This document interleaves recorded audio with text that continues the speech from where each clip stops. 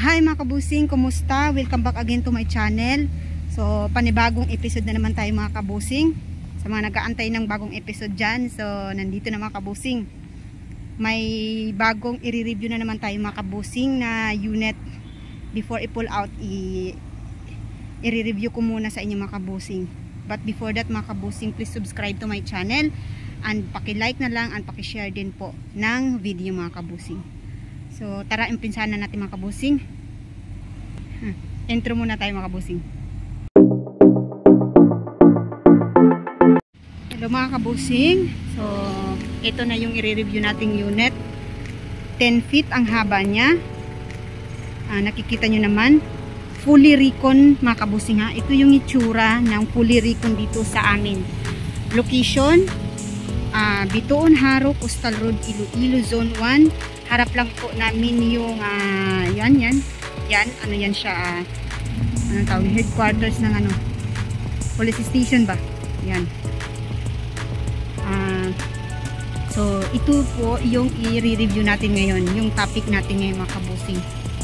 Ito yung best seller dito sa branch namin, Isuzu. 10 feet ang haba. So ipakita ko muna sa inyo ang buong ano niya. So dito to na-recon mga kabusing. Actually ang bago pa lang to, as is to siya pagdating dito. Pag sinabing as is, yung mga unit na original pa yung itsura from Japan. But ito siya, tapos na mga kabusing. Ayan o. Tapos na siya, na-recon na lahat-lahat. Yan, ganyan siya kaganda mga kabusing. So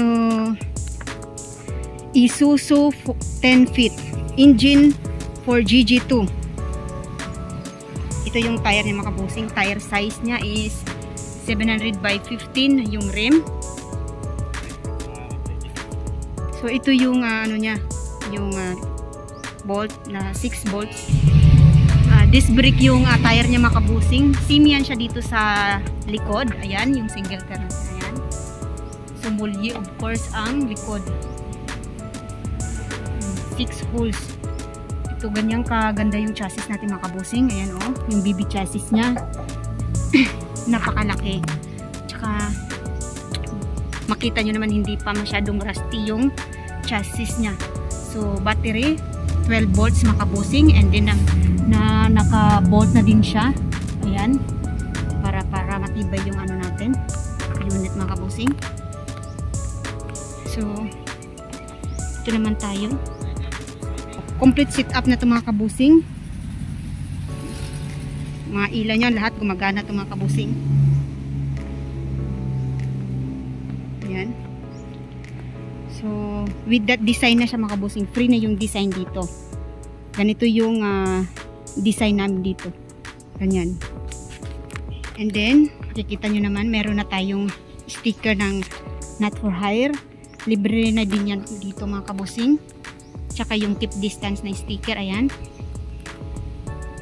Of course, meron din tayong step board na hindi pa napipintalan. Mamaya lalagay pa yun doon para makitahan yung step board. And then, kasama na yung spare tire mga kabusing. Ayan, complete tayo. Ito yung sa ano niya, yan. Ang lapad siguro nito, I think, standard niya is 6 feet ang lapad. So, ang haba is 10 feet. Ang lapad is 6 feet standard. Punta naman tayo sa loob, explore naman natin sa loob niya. Ayan mga kabusing, naka power window na ito mga kabusing. Ayan, may tent. Then ganyan kaganda yung dashboard, pinapintalan din namin yung dashboard. Ayan, ganyan.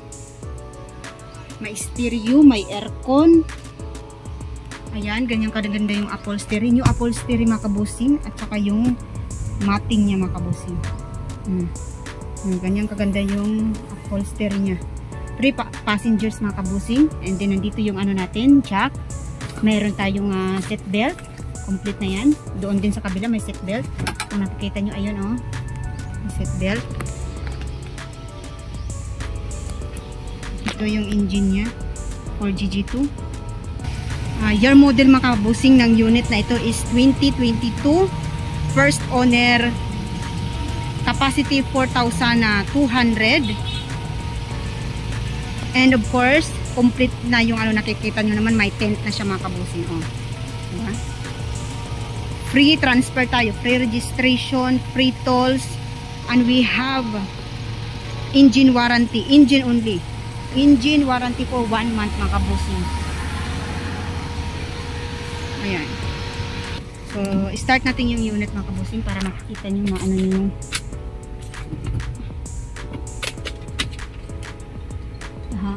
ayan yung ano niya. Ano tawag nito? Mileage. 13005.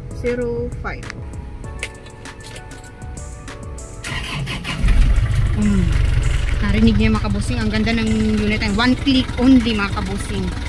So, ganito kaganda yung fully recon natin na unit dito sa MFH Motor Asia Japan Surplus mga kabusing. So, titingnan natin ang engine mismo mga kabusing. Yan. Tingnan natin yung engine. So, ito yung engine mga kabusing. Kita nyo. Torsion type siya mga kabusing. Torsion type na single tire. Ayan. Kita nyo naman yung 4GG to engine mga kabusing. So, yung fuel filter nya. Fully manual. Ito yung compressor ng aircon. Ayan. Sa Japan, original Japan, naka ano yan, naka right handed. So ngayon, of course, kasi recon na, fully ano na siya, recon. So naka-convert na siya mga kabusing. Ayan. Ayan yung itsura ng pag-convert nila.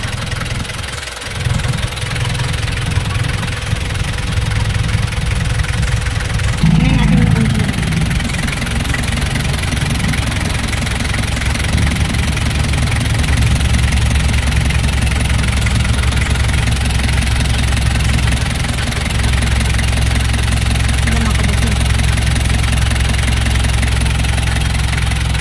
Revolution natin.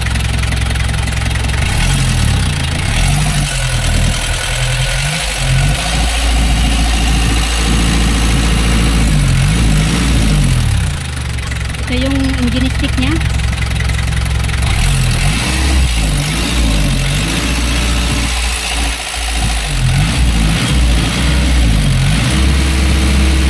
Ganda ng unit mga kabusing.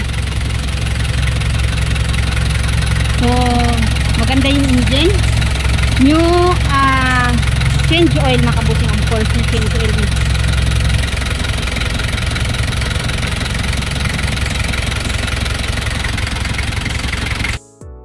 Okay na yung engine. Nakita na ninyo yung engine. So, i-open naman natin yung mga ilaw. Ayan. Kasi ma-pull out na ito. Nire-ready na lahat. So, ready na good. Complete tools na siya. Ayan yung mga ilaw niya.